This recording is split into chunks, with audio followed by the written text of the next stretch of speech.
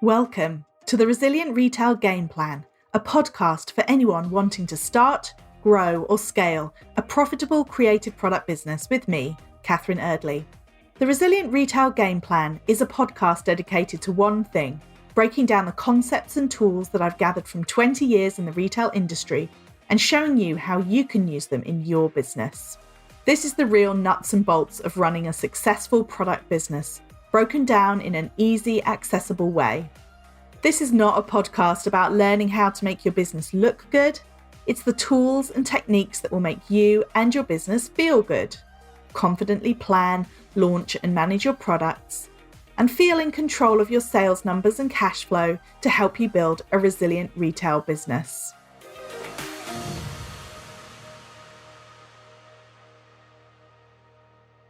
Welcome to the Resilient Retail Game Plan. My name's Catherine Eardley and I'm your host as well as the founder of the Resilient Retail Club, which is my membership group for product businesses. You can find out more at resilientretailclub.com.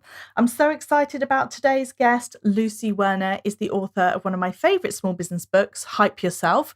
It's an amazing guide to doing your own PR and getting into that all-important PR mindset.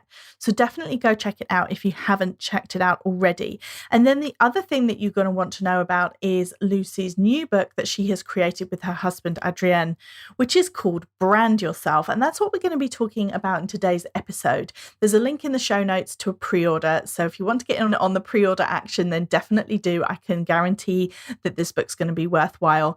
Lucy shares some real gems about how small businesses can think about their branding on that all-important shoestring budget and gives some really great tips and insight into what it takes to stand out. Hi, Lucy. Thank you so much for being on the podcast. Hello, Catherine.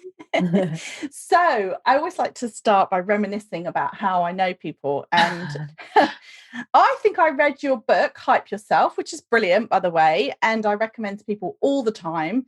I think I got that book possibly in 2019, maybe 2020. When did it come out? Okay, January 2020. Okay, all right. So I didn't get it in 2019. That would have been quite right. I mean, there were some copies going around, but I pretty much was controlling that, and I'm pretty sure I didn't put one in your hand. Yeah, I think you'd have remembered. Yeah. So I think I actually don't know who told me about you. I think it might have been from Vicky Simmons of Mean Mail. I think maybe she talked about you. Yeah, we do have a bit of a bromance, so that would make sense.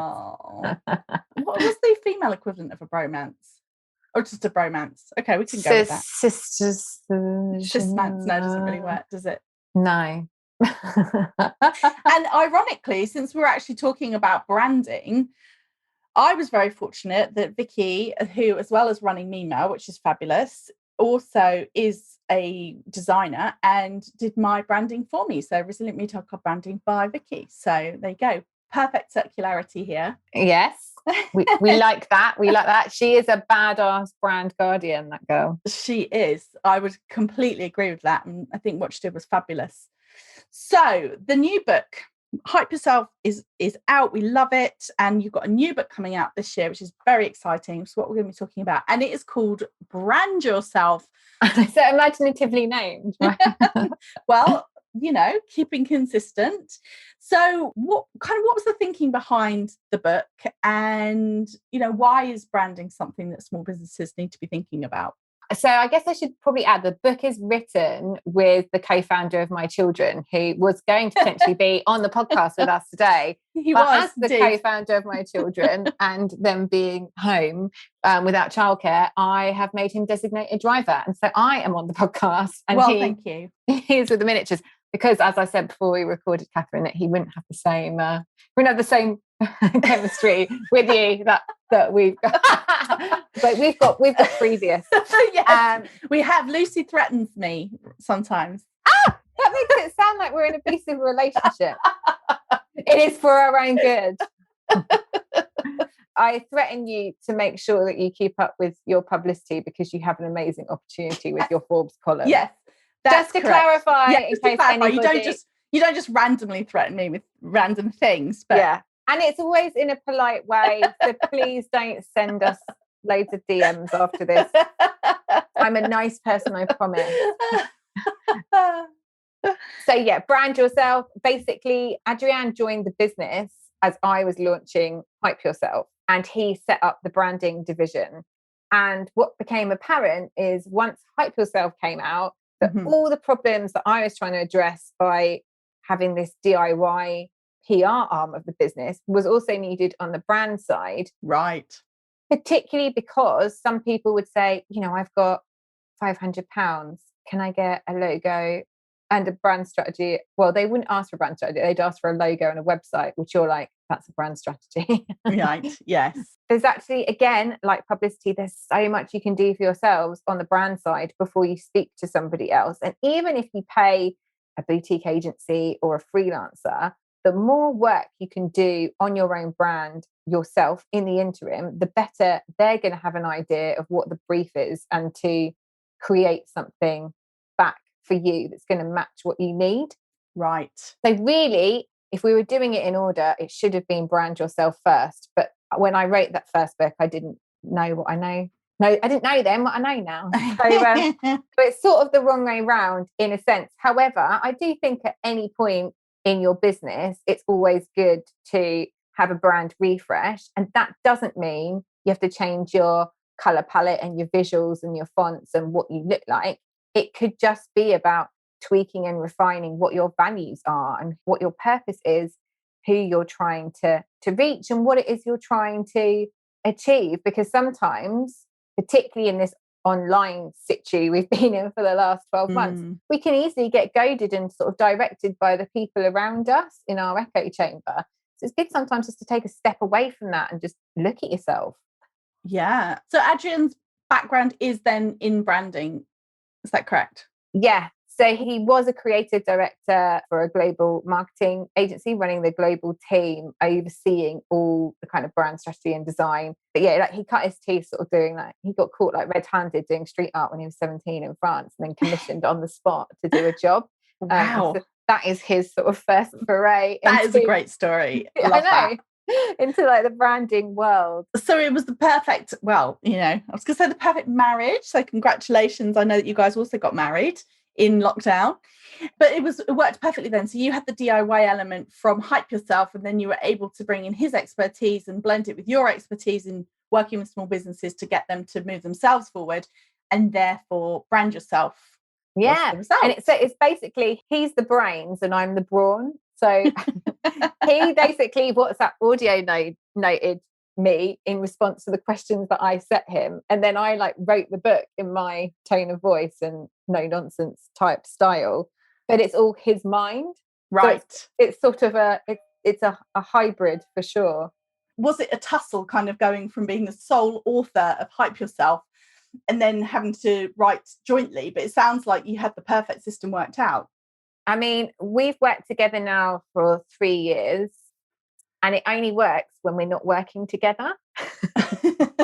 Okay. So if we were doing some work for you and we were working collaboratively, that wouldn't be a problem. But when it's a project that's just for ourselves, we either need Paula, our assistant, to mediate. There basically has to be a third party there or it gets troublesome. It was hard in the sense that I already had written Hype Yourself. And so I had a distinct framework in my head of how it was going to work. And obviously it never necessarily needs to stay like that. But I had my kind of structure and format and way of writing that I wanted to do. And he had his structure and his way of writing and the way that he wants to do things. I'm not going to lie, we've had a lot of arguments about the book. Okay. But actually, it's all sort of balanced out in the end. And then when we've been getting like the brief copies through and you're having to like tweak the visuals and he's there like arguing about the size of the subheader font size or the kerning of the letters on the inside cover. And he's like, what do you think? And I'm like, please take it away from me. Like, I don't even want to talk to you about kerning. I only learned what that word is because it's in the book. I don't want to have a discussion with you about it. So if you want to know what kerning is, you're going to have to buy the book. Sorry, guys. Yeah. No, we're not going to tell you. No. I only know because my husband very randomly did part of his degree in journalism. So he told me once. So there you go. Yeah, it does sound a little bit like something naughty your mate's done on a Saturday night. Now we're just deepening the mystery. They're going to have to get the book now to find out.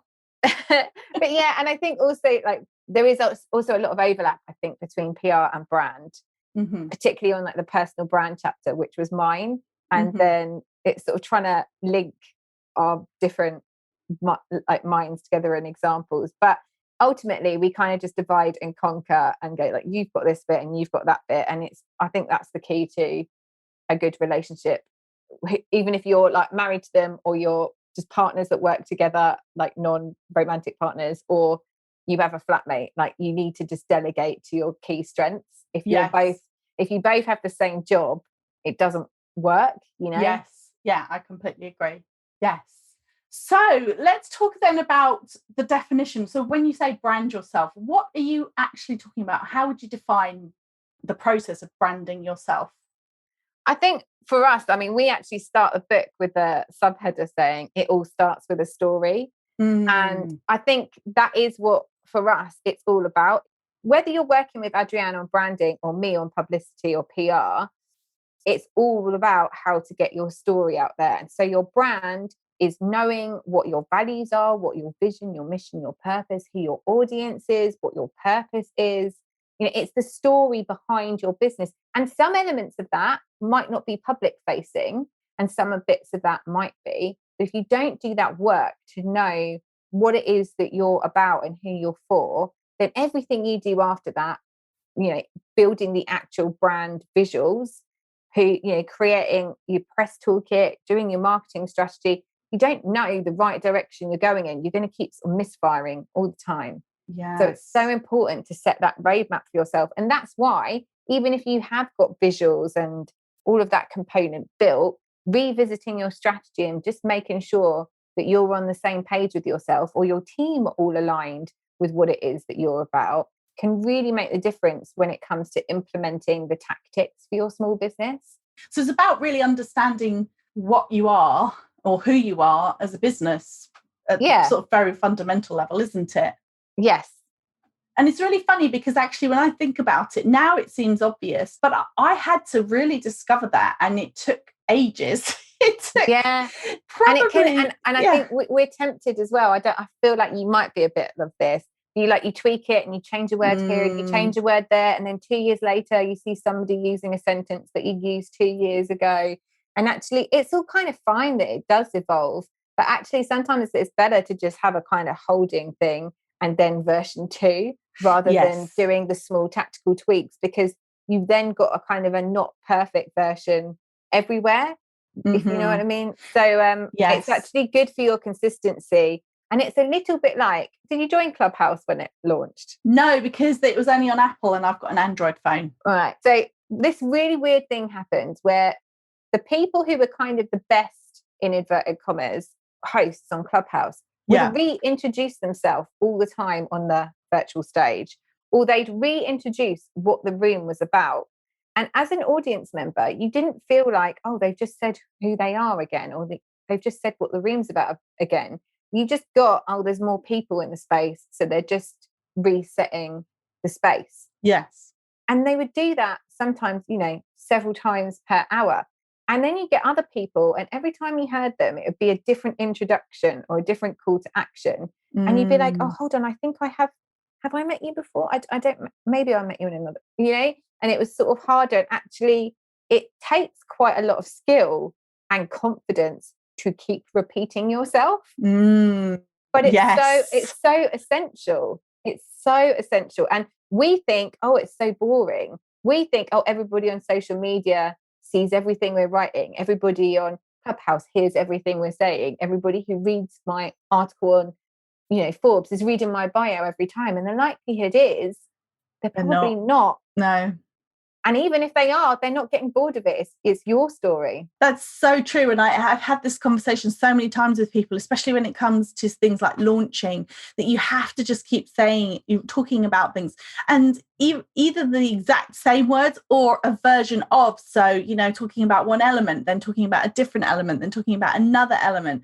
And just keeping going over and over and over. Because when you talk about a brand, taking it to its sort of nth degree, you think about somebody like Nike, you never go, oh, didn't they just say, just do it? Yeah, we know. Just do it. You said that before. Like nobody ever thinks that. They just kind of go, oh, right, yeah, that's the identifier. So you're so right when you say that it takes confidence to repeat yourself, because it really does. I think that is a huge blocker for a lot of people. They think, or they'll say, well, I did that post last week. And it's like, well, case in point, I saw somebody talking about launching, and they said on the actual final day of launch, they did 10 Instagrid posts. Right. And I said this to somebody else, and they were like, oh my God, how annoying. I was like, you wouldn't have seen 10. No. I didn't see 10. Did you see 10? No. Nobody was going around going, oh my God, she did 10, until she said she did 10. Yeah. And smashed her sales. And you're like, oh my God, she did 10? That's what I've got to do, Yes. It's a lot of confidence to do that. But I think also then that process that you're talking about, branding, that's also really valuable, because if you don't know, if you're not clear, if I said to a business, okay, tell me what you do, and they were like, oh, well, it's kind of complicated because I sort of do this, and then that business is not going to have the confidence to repeat it 10 times to say that, I am a design-led lifestyle store for Scandi lovers, or whatever it is. Like, so actually branding yourself is a lot about clarity. And I think for me, that when I kind of kept going over it and over it and over it, it wasn't like I was trying to think, oh, what color green should I use, or this kind of thing. It was like I was trying to boil it down to the very essence of what I did. And I think actually product businesses, in a way, it can be a little bit easier, because obviously if you sell candles, then what you do is you sell candles. Obviously there's more around that, and there's going to be what makes you unique and how you do it, and nobody else does it. But I think almost for me, because it was like, what does my service offer? What does it actually ultimately do? And so therefore branding, as you say, it's like getting that kind of kernel at the heart of your business right, so that you can just say it over and over because you feel really confident. Whereas if you don't really know what you do and why, I think it's very hard to communicate that to people. Totally. And when this comes through as well, through the kind of, this is where I guess that we're straddling the branding and publicity side. I've got my fingers interlocked here just for the visual for you all at home. A lot of business owners could and should be using themselves as the founder of the business to help promote their product and services, because we all know that we connect with other humans, and that human interaction and that feeling personable is something that big business really struggles to achieve. So you'll notice, like big banking, big corporate, they've always got loads of photos of people, and they're trying to put people at the front of it. So as small business owners, it's ridiculous if we are founders and not putting ourselves forward in some way, because we have got something that big business would literally throw thousands at. So when you have a good brand strategy in place, it's then so much easier for you to think about your personal brand. And one of the analogies I give on the personal brand is thinking of yourself like a magazine. So you have like your news, which could be your business news, your features, it could be a wider trend. So if you're a product-based business, you might be looking at, okay, what are the trends in my space right now? Could it be a type of material we're using in sustainability, or is there something to do with veganism? Or actually, Pantone have just done their colour of the year, and Meghan Markle's also worn this shade, so everybody's talking about this particular colour. These are your sort of feature bits you could be bringing in.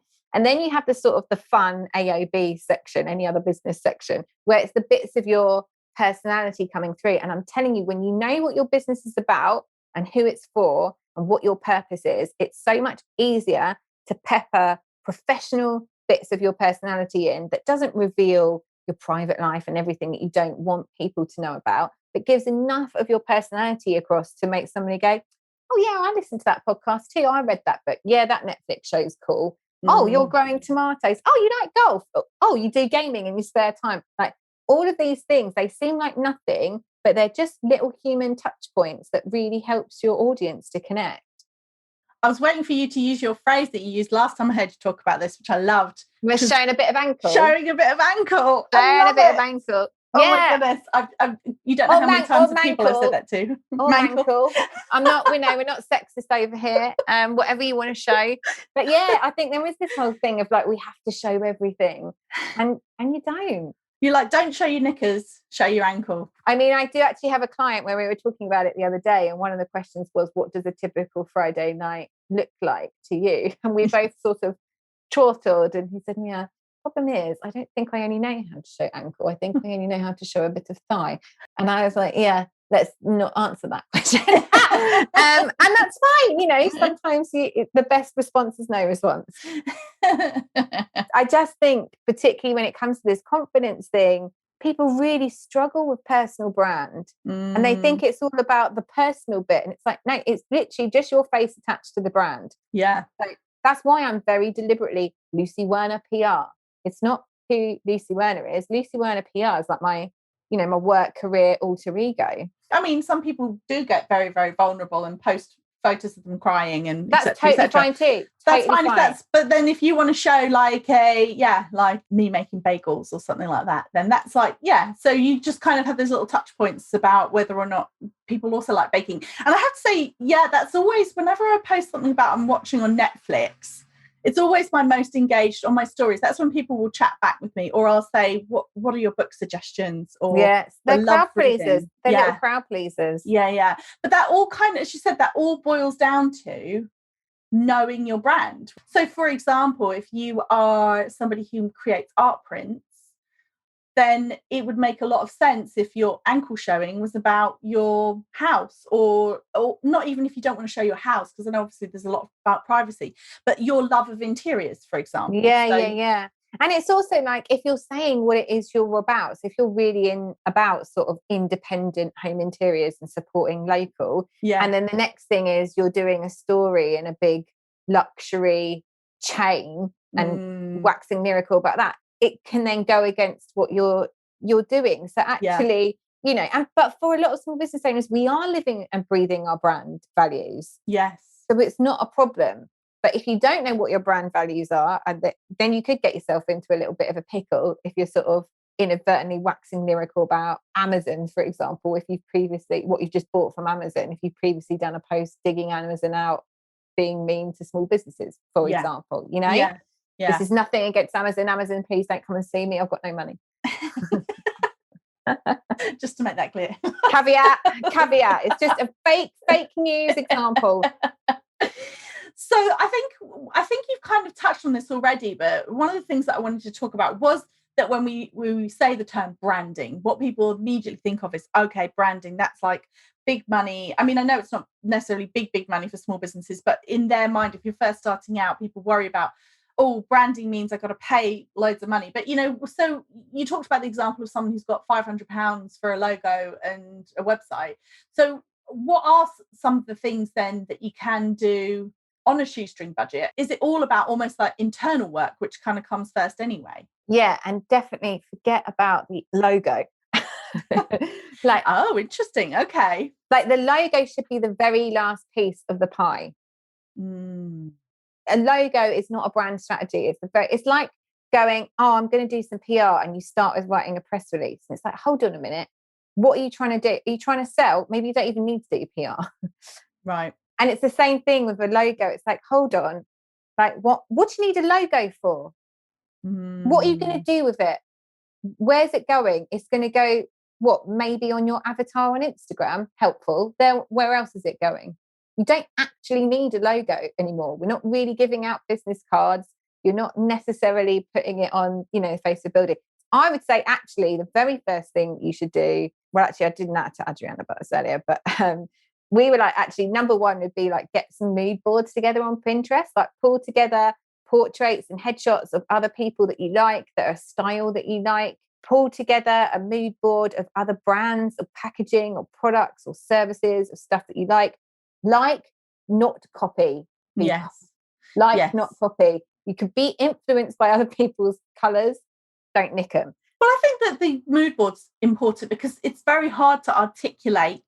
Yes. But you can see like, oh, I like that. Yeah. I like that. So if I said I like clean, modern, graphic style, minimalist, not too fussy, then if I said that to 4 people, they could all interpret that completely differently. But if I showed them a picture and went, this sort of thing, then that I think is, you know, totally the purpose of the mood board's not, like you say, definitely not to say I'll take that. And for a lot of people, they might not even be able to articulate that style that they like, but you can go, okay, here's a bunch of postcards in an art gallery shop. Which ones do you like? Which ones do you gravitate towards? You know, you can sort of start anywhere. And actually fonts is probably the big one. You know, spend your money on a font. You can get really good fonts for less than 20 quid. And it's going to instantly give you an identity and a way to stand out, because you can use it on your socials. You can use it in your presentations. You can use it when you're creating documents for clients. And you can use it in your logo, you know, in the interim period, whilst you're kind of figuring, you know, what the brand looks like. Yeah. So fonts is definitely like another really easy thing.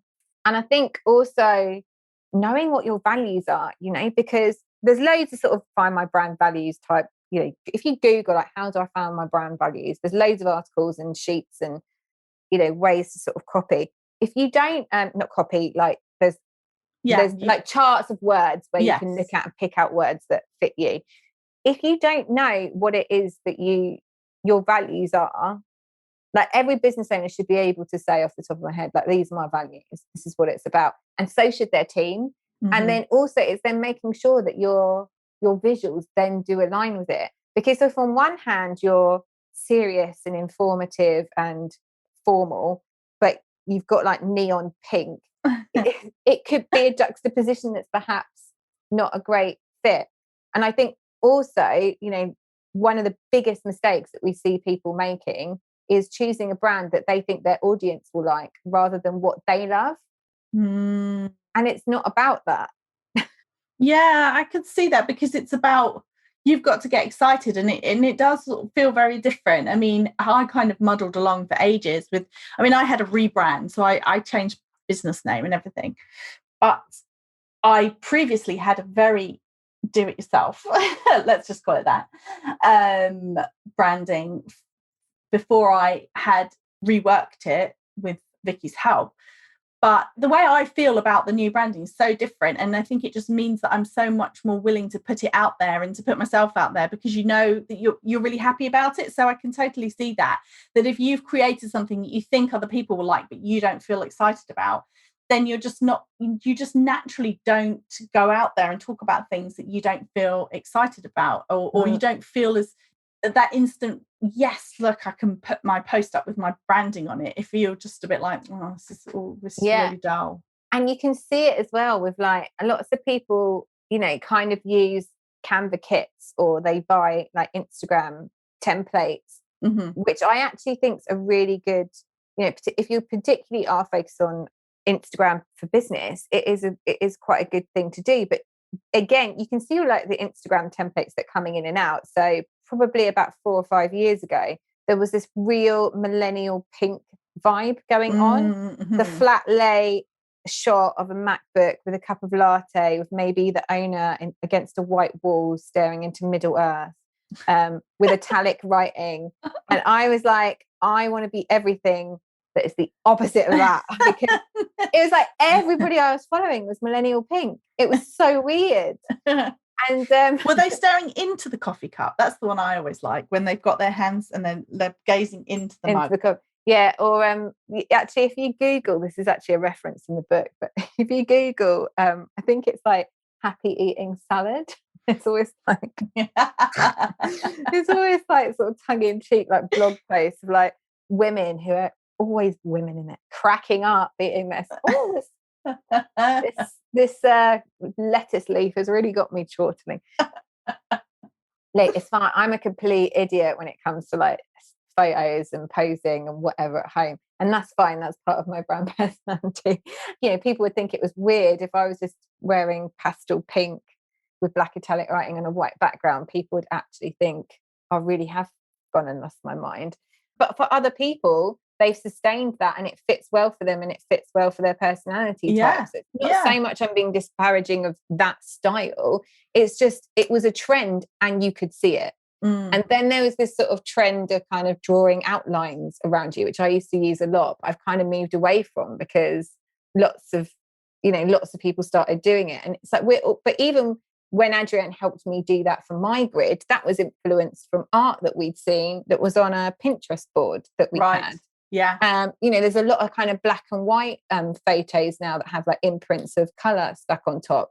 Now that tools like Canva, that cutout ability, people are kind of able to stick their headshots or other people's headshots onto a branded background or, animate them. So there's so much, I think, more accessible tools and resources to do, branding, particularly if you're a small business and you're using it for podcasts or, social media or creating your own presentations now than there ever was before.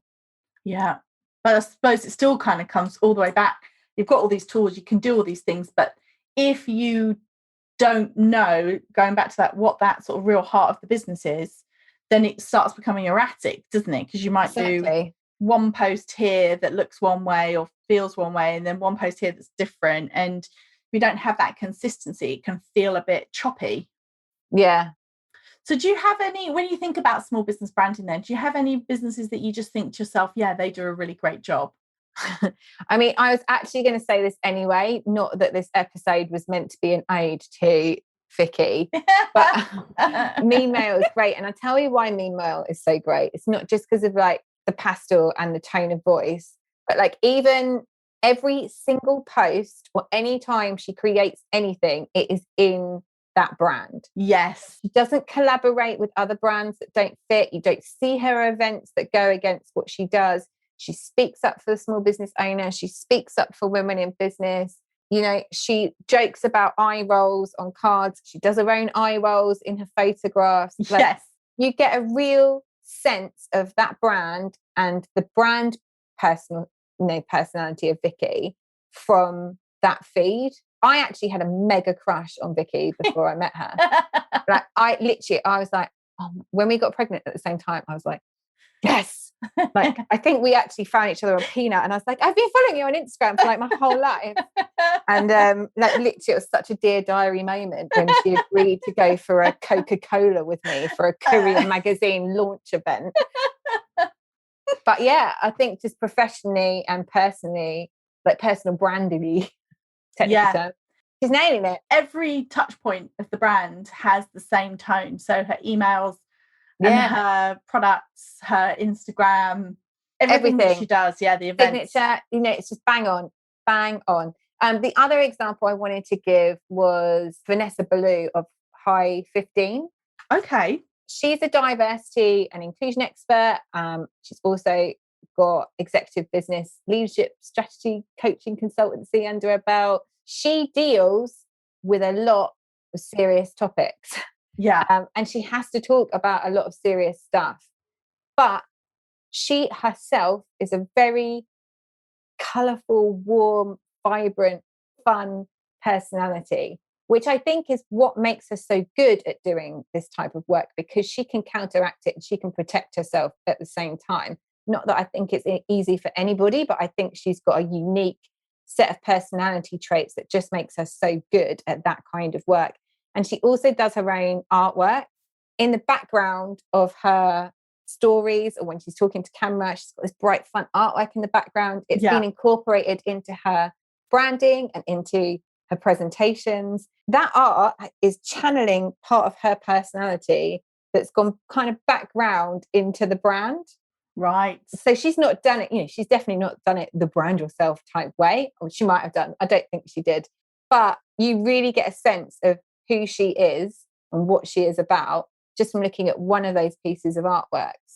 Yes. So for me, it's a really nice way. And it just goes to show that, whatever we work in, whether it against the sort of creative side, on the service sides of businesses, when we're talking about accountants and legal and HR and, all these services that small business owners need, you can still tailor that in a creative way if you're working with creative entrepreneurs, and not worry that you seem too fun or too wacky or too bright. Because actually, in the creative entrepreneur world, we want to work with people like that. Like, we probably close our legs quite hard when we see like a kind of corporate brochure of people in suits with kind of, scary looking writing on a white background, because you're like, oh, that's not for me. You want someone who speaks your language. Yeah, absolutely. Yeah. And it's about saying, I was just saying this to somebody this morning. I said, if you're on Instagram, then it just shows the people that you're trying to reach that you're in their territory. You get them because you're where they are, if that makes sense. Yeah. Would you say that as a small business owner, we almost have the responsibility to be the brand guardian ourselves? Because otherwise, to your point, if you hand over everything to, say, a creative agency and say, just create me a brand, it won't come from you, whereas it's always got to start with you. I think if you're a sole founder of the business, even if you're not, and you've got a co-founder, or you're thinking to grow your team, like, yeah, you are such a pivotal point of it, and you need to be able to make sure that how you feel the brand should be perceived is going out there. Now, I do think there are times where creatives will kind of come back and go, I don't think you're pitching yourself quite right here, or you have this opinion of yourself that's maybe different to others. And it's actually why on that, what are my values? Sometimes just asking a friend or asking a few other friends or your best clients to be like, what 5 values would you give tonight? Give them a sheet of 30 or something. So which 5 would you pick for me?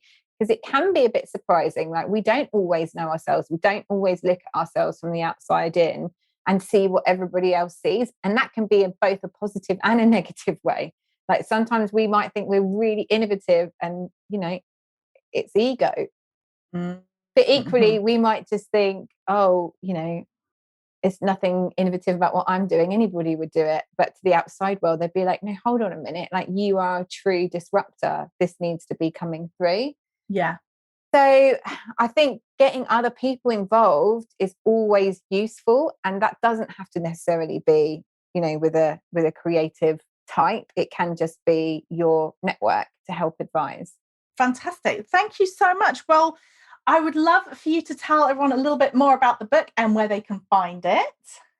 Thanks. So it's available for pre-order now, and we love pre-orders because if you don't know, places like Amazon and retailers do look at pre-orders as an indication of how it might perform. So it can influence how much stock they get in, which means we don't sell out on launch day when we go bananas telling everybody about it, and then they have to wait for 3 weeks, which is never a great first impression for your first date. So that's why book pre-orders are a treat. And it's available from all major retailers, or if you want to support your local bookshop, you can ask them to order it in. It's called Brand Yourself by Lucy Werner and Adrienne Châtelet, but that's a silent H because it's French. So we will put all of this in the show notes as well, so people can. And also, I would like to say as well, you have a very exciting goal for this as well. Let's just mate, that goal. So I started to get obsessed with getting onto the Sunday Times business bestseller list, because when Hype Yourself came out, I say only in inverted commas, I only aspired to be number 1 on Amazon, which I did in like 10 minutes, and then was like, oh, like, you actually don't need to sell that many copies in the PR category to hit number 1. And it sort of shook me how easy it was, that I was like, why is everybody running around saying they're an Amazon number 1 best-selling business book? Anybody can do that. Anybody. Have you ever seen? Yes.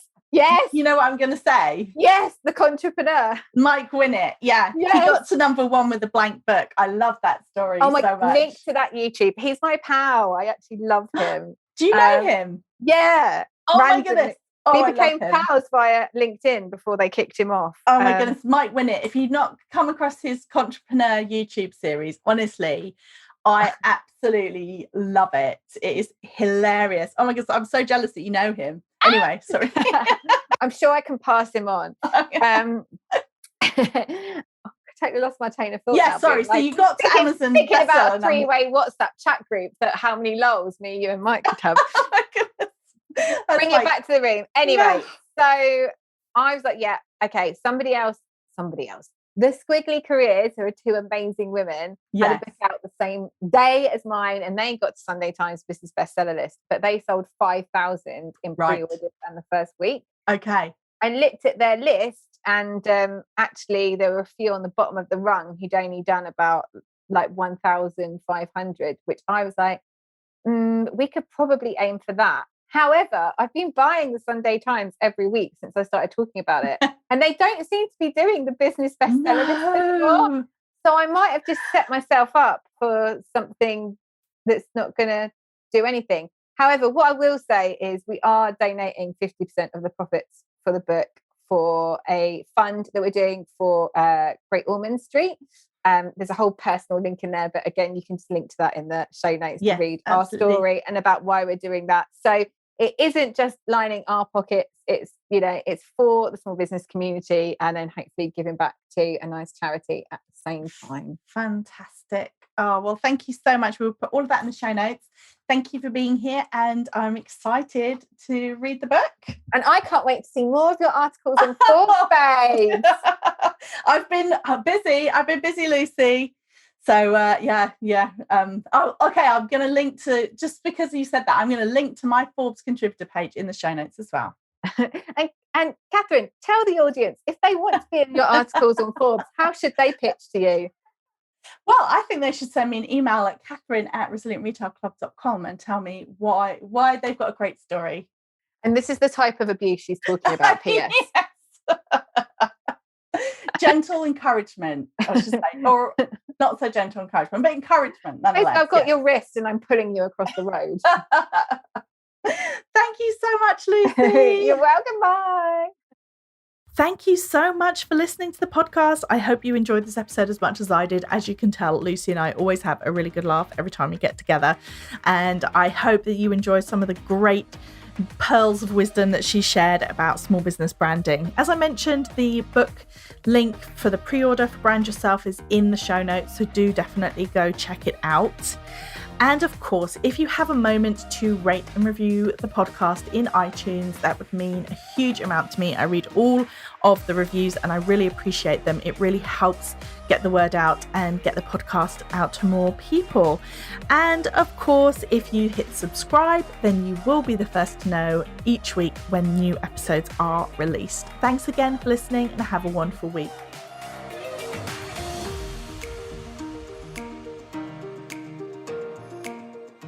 If you've enjoyed this week's episode, then I invite you to check out resilientretailclub.com. The Resilient Retail Club is the membership for anyone wanting to start, grow, or scale a profitable product business. No more trawling Google trying to find the answers to your questions or wading through general business advice that speaks mainly to service-based businesses.